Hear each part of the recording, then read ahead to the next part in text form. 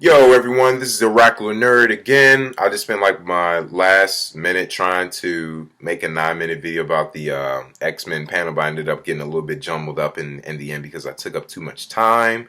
But basically, like what I was saying within the last video was that, you had Hugh Jackman come on stage and talk in detail about Old Man Logan, which was pretty. I mean, he didn't talk in detail. He gave out the words, 3 words, Old Man Logan, and everybody, oh my God, it's Old Man Logan. So I'm like, I'm not really a fan of the Old Man Logan story arc, and I never, honestly, before I even say I'm not a fan of the story arc, I never did really read the comic, but it just didn't look that interesting to me. No disrespect to what is his name? The guy who wrote the dark, yeah. You know who I'm talking about. You know who I'm talking. Yeah, that guy. No offense, because I always say his name all the time. Like when I'm talking to friends about Batman versus Superman, I'm surprised I forgot his name just now. But overall, I mean, I think that even if they do take the approach to the Old Man Logan story arc, there are a few liberties that I guess Fox could take in regards to some of the characters that they have within the universe, from the Fantastic Four, stretching all the way back to the X-Men universe. I know a lot of people say, well, they could use the Mega Red like as a main antagonist. They can use members of Weapon X as a main antagonist in this wasteland because, of course, they may be like the only survivors out of most of the other mutants since they've been genetically like altered and whatever to like withstand like all these longer lifespans than most other people. That would be a cool idea. I would like to see Logan taking on some of his Weapon X teammates, for like one last time. But this isn't fan fiction. We can always do videos about that later. For anybody like who's a fan of like the comic and seeing like what they could possibly do with that property, but very emotional comments towards both Brian and Hugh Jackman exchange, like their love for one another. Hey, I know there's guys. Oh, of course, Singer's gonna love him. Oh, did you see that hug he gave him? I'm not gonna lie, I did see like when he said that he loved you and he stuck that. I was like, Singer, come on, seriously, you have a child now, come on. But overall, the Fox panel was pretty interesting. The cast seems to be like pretty warm towards each other. I couldn't help to realize, but about the fact that both Michael Fassbender and Oscar Isaac were chatting with each other the whole time, exchanging jokes. So as I'm watching people do interviews, I'm also like watching their comments that they're doing. I don't know if they're talking about some of the castmates or if they're talking about some of the things that they saw in general at the Comic Con. But of course, that's not as important.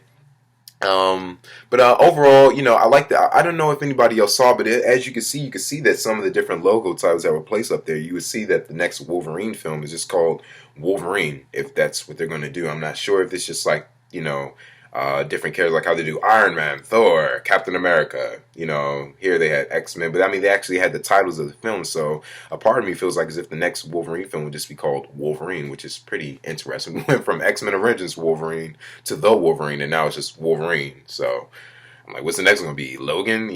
Whatever, but hey, bad joke, whatever. But long story short, the cast, they gave a lot of details in regards to the characters. Starting off, you had Evan Peters, who acted like as if he was mad tired. Oh yeah, Quicksilver, I'm pretty hot, so I don't really have to say much. He's pretty fast, he wears a wig. I'm like, all right, I got it, bro. People love these Quicksilver. I mean, come on, give us a little bit more. You heard Michael Fassbender making the same comments about, him having the genes and whatever, so I already feel like as if they're going to explore Max and Quicksilver's relationship a little bit more in depth within the threequel. So, I mean, that would be a little bit more interesting to see. I heard that some people said they even saw like a quick glimpse of Quicksilver within the film. I want to know exactly like how his hair was. Will he be trying to do the iconic cut, like when he has like the two pieces hanging forth, or what? I mean, I'm sorry I'm being that technical, but I just want to know like the looks of these characters. I kept asking like, do they have costumes? Do they have costumes in the little blogs? But they said, yeah, they had costumes, kind of hard to see, like a little bit, like midway, so you couldn't see people. Lucas Till, he's playing Havoc again. I heard he said he's going to be able to do a lot of Dragon Ball Z stuff. I hope he's not doing the Kamehamehas, but I mean, I know that in First Class, by the end of the film, he was able to use his chest piece a lot more. So Seeing some epic battles between him and his brother Cyclops could be pretty interesting to see. I do hope that they build upon the brother on brother rivalry and all the other conflicts that surface between them. I think that for anybody that's questioning about their parents, they said, "Oh, please don't! Oh, come on, Sam, you're really screwing up. Come on, that his father, is involved with the Starjammers and etc. Blah blah blah blah blah." But within those Singer's quick discussion within like one of his Instagram posts the other day, he had said that just because that those may be his parents doesn't necessarily mean that those are his parents. They could or they could not be. So those could most likely be their foster parents. And I saw a picture that someone did of their parents and a picture of Jubilee's parents from the X-Men animated series cartoon. Their parents in the movie, Cyclops and Havoc's parents, they're wearing the same color coordinated clothes as Jubilee's foster parents are wearing in the X-Men animated series. So it could be possible those are just their foster parents and not their actual parents, which will be a God-given gift. Thank you. So I'll be so happy about that because that will create the X-Men universe to be that much bigger. Moving down, I don't really know who is exactly who, like next after next. I won't get each person, but just the main points that I thought that was mainly interesting. Nicholas Hoult was, of course, amazed by the Deadpool footage, so he couldn't really say much. James McAvoy, he's trying to become a lot more prone towards Patrick Stewart's iconic performance as Professor X, which I feel is necessary because he's becoming this person who we all met in the 1990, or I should say the 2000 film. So that would be something pretty interesting to see how mentally and emotionally he's been able to delve into that character. Michael Fassbender and Oscar Isaac seems like as if they're going to have some excellent, well, not excellent, I'm not going to even say chemistry just based on the way they were talking to one another on the panel, but it seems like they're really good buddies in real life, and two terrific actors. I can't really wait to see the both of them get some on-screen performances like with one another. It seems like as if a lot of people said, that the Horsemen will be Psylocke, Storm, Magneto, and Angel. So a very odd combination. I didn't expect to see some of these characters. I did start saying that it could possibly be Storm. I'm not really a huge fan of Storm being one of Apocalypse's Horsemen, but I know he's had many different interpretations of Horsemen in the comics, so I'm more than willing to accept it like with open hands. Let me see, Alexandra Shipp, she spoke in details in regards to her character being somewhat driven down I'm not going to say a darker path to regurgitate Days of Future Past, a darker path. But it seems like she's going to have a little bit of trouble. And I know people hate that when people do that with the list. Because I heard somebody mention the last time, so please forgive me. But I think that by the end of the film, like, of course, they're all going to be the iconic X-Men, and seeing like how she transitions from being one of Apocalypse's Horsemen to being one of the X-Men members will be something pretty iconic to see on screen for the first time. And about the footage, I'm going to jump to the footage because I don't really want to waste too much time talking about that. Olivia, please, I don't really know what all of that was about. Looked like she was about to attack somebody in the audience. I think honestly, guys, I think she felt a little nervous because she made that hot dog comment. I'm like, why even? This isn't the place for that. I mean, everyone knows she jugged the hot dog down. Like, how many hot dogs can you jug? But I mean, she's still a beautiful woman. Trust me, I'm not. No disrespect to her at all. She's a beautiful woman, very hot, beautiful woman. But I just felt like as if she was pretty, possibly a little bit nervous, and she didn't really know like exactly how to comment on things. She seemed like as if she was still answering Ben's questions when they were actually moving to Ben. She was actually still answering the questions that were actually delivered to Ben. But I mean, either way, I hope that she does well. I've seen her practicing the sword tricks. She looks awesome doing them. So I'm pretty psyched to see her character get some screen time too. Same goes to Ben Hardy with the angel wings. Blue skin. Please give us the blue skin. I saw that, the concept art, the little 80s hairdo at the top. It could just be concept art like from him.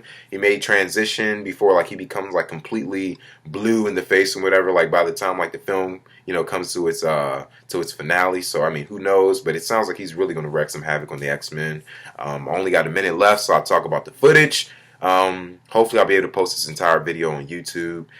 Hopefully, guys, I really do.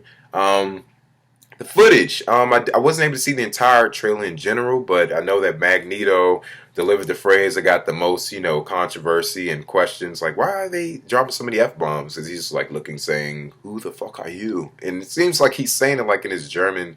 It kind of seems like he has like a little German tinge to it, like the way he says it. So, it would be see. I mean, I guess you probably could tell that Max is like really feeling comfortable and going back to his old comfortable ways. He's relaxing. I heard that he has a family now, a family. So could this possibly tie into Polaris, who is his daughter? Who knows?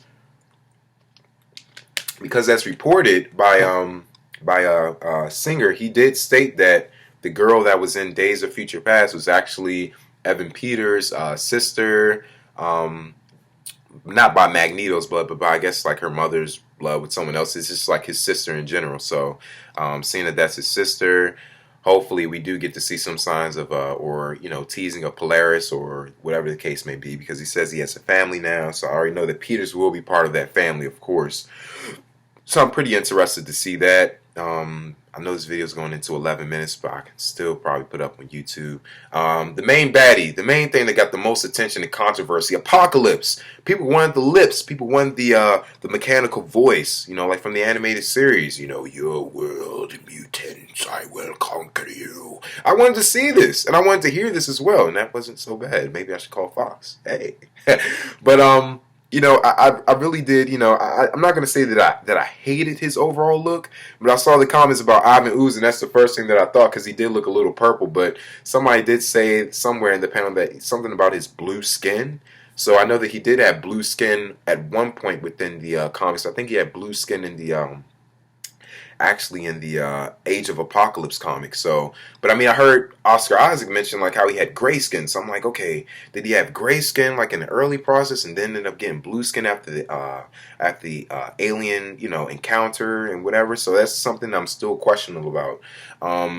Either way, his overall look, I wish that his lips were indeed bigger. Some people say, oh, they haven't finished the visual effects, blah, blah, blah, blah. And you guys may be totally right too. A part of me does feel like, however, that they may be going like for a more practical look towards the character. If they do add a little bit more motion capture to his look and make him look a little bit more robotic, not robotic, but the metallic lips and everything. I know they're not going to go that route, but it looks like they're taking inspiration from the X-Men Legends 2 design of the character. Overall, I mean, I'm not going to say his appearance is bad. I can't really judge it because I think I need to see more, and that's what a lot of people are saying.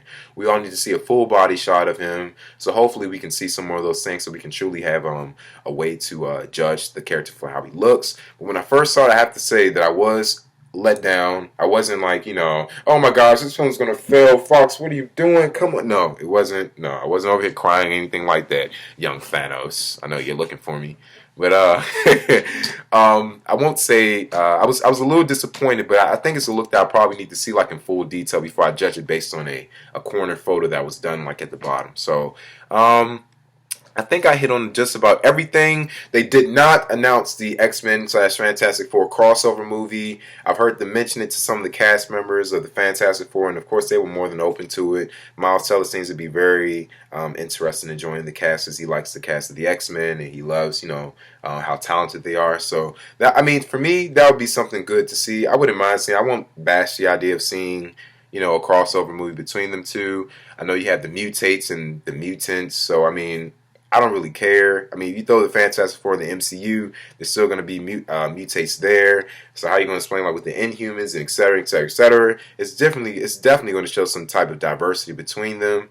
I'm not going to judge and say that it shouldn't happen or it should. It's all about the story approach and how they plan to bring the two characters together. And the interesting fact that with the Fantastic Four, there also comes different parallel universes of the characters. So just because we're getting a Black Human Torch here, and the adopted siblings and the Ben Grimm that everybody doesn't approve of, if Fox wanted to, they could always reboot, because the Fantastic Four is full of different parallel universes. You can always transition the story over to another set of Fantastic Four characters, because that's what they're about.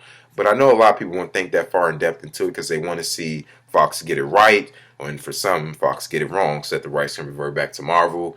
But in this case, I'm just open to give all these films a good shot, and I'm looking forward to seeing like more from out of all of them and seeing how this universe, further grows as time goes on. Again, I think that this is probably, I think this would probably be like my last video.